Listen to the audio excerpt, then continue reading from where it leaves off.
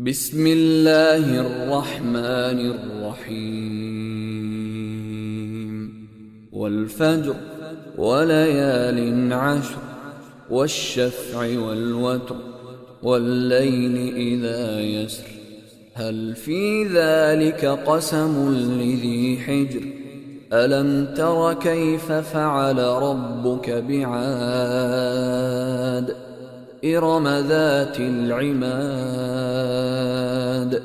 التي لم يخلق مثلها في البلاد وثمود الذين جابوا الصخر بالواد وفرعون ذي الأوتاد الذين طغوا في البلاد فأكثروا فيها الفساد فصب عليهم ربك سوط عذاب إن ربك لبالمرصاد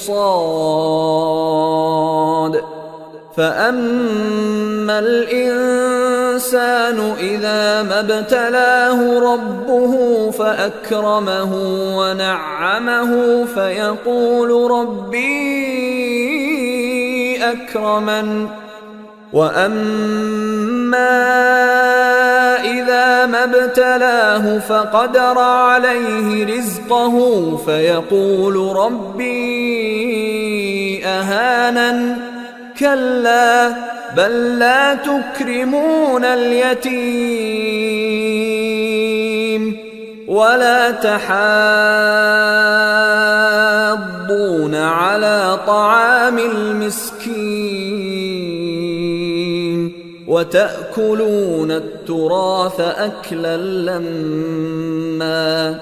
وتحبون المال حبا جما كلا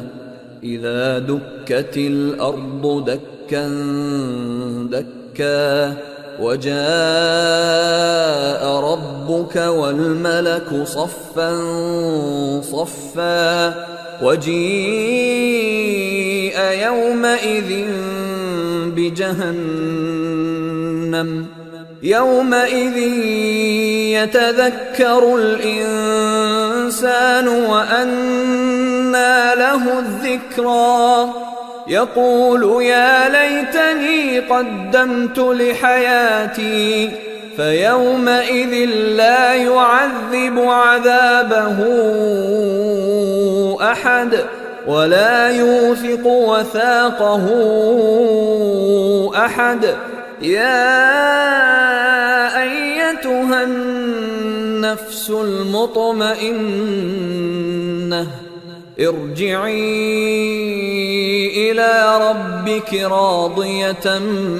مرضية فادخلي في عبادي وادخلي